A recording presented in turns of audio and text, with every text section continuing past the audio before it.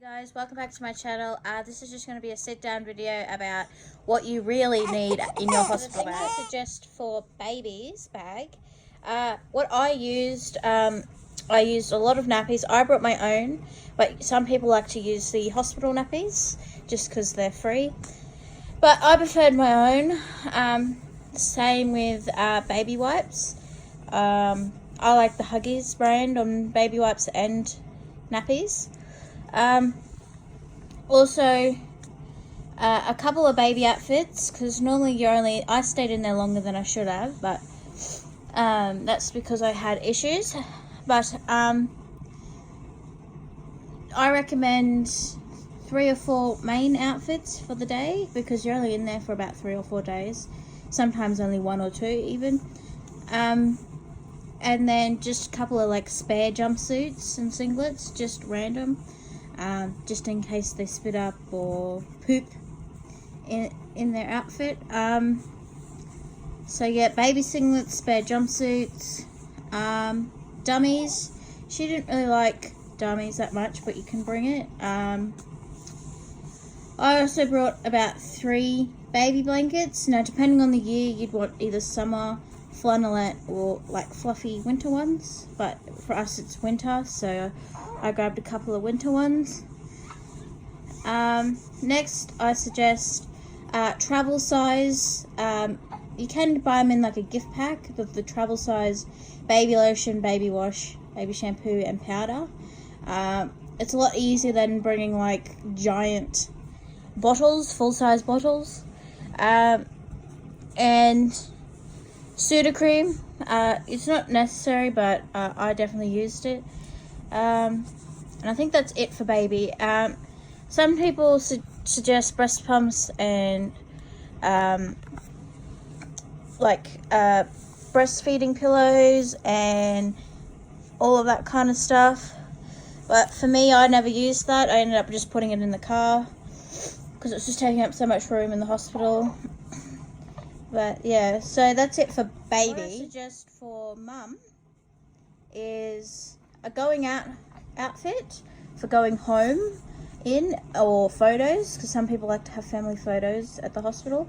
Button up nighties, I've got about 4 of them. I suggest bringing 4. They're just the nighties that button from top to bottom.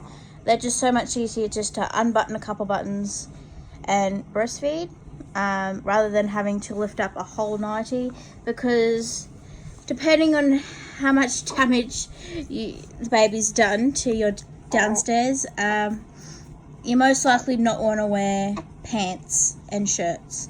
So nighties are good, and you don't end up wearing day clothes during the day. You end up just living in your pajamas for the time you're there until you go home. Next, I suggest you can either use the hospital ones. I used the hospital ones for the first couple nights I was in hospital because of the bleeding, and they have really huge ones. But I suggest like 3 packs of 10 maternity pads. That could be too much, but you end up bleeding a lot, so it's better to have too much than not enough. Breast pads, I use the Medela ones. They're the best ones. They're thick enough, they don't leak.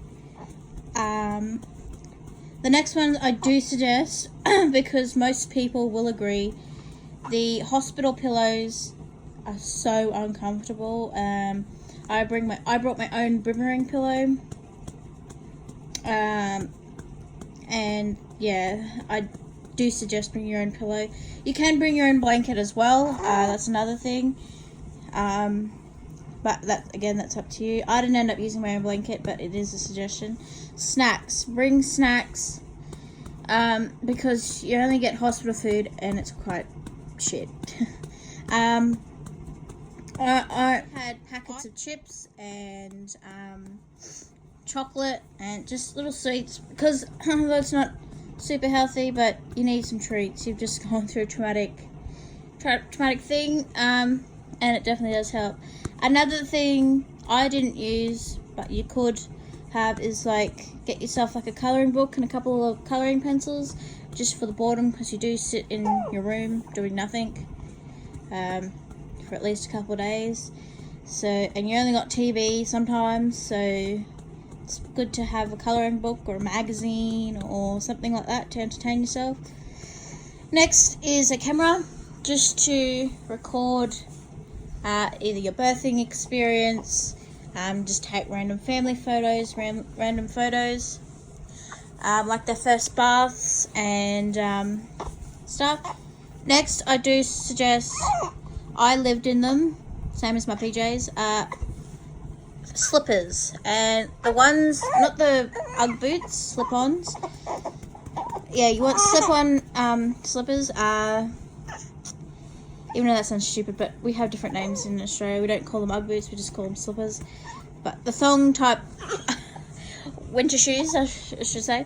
And just regular thongs or flip-flops, whatever you guys call them.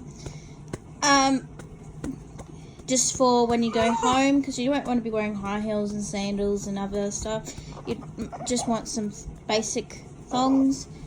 And a dressing gown as well, just in case it's cold in the hospital. Sorry about that, she just started crying.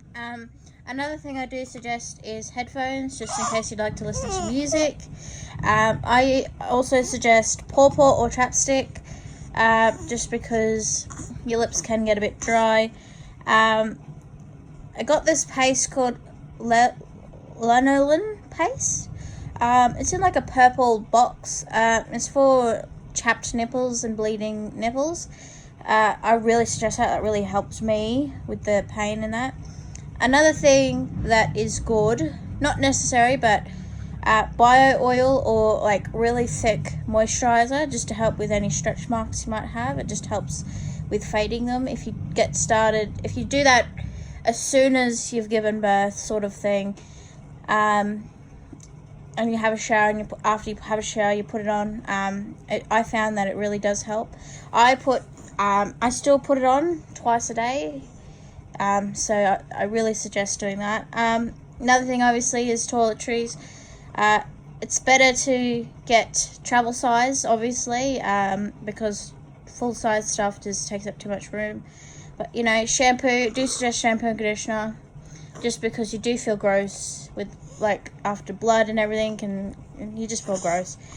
So yeah, wash your hair with that. And another thing is Femme Fresh. So after your toiletries, so your toothpaste, toothbrush, shampoo, conditioner, soap, Femme Fresh is good. If you don't know, it's for vaginal washing. But yeah, I do suggest that. That just helps keep everything pH level and clean and everything like that. Especially if you've got stitches, I do recommend that. So that's it for this video. Just feeding Emily. And yeah, so don't forget to like and subscribe and push the notification button. And yeah, I hope you guys enjoyed. And see you guys next time. Bye.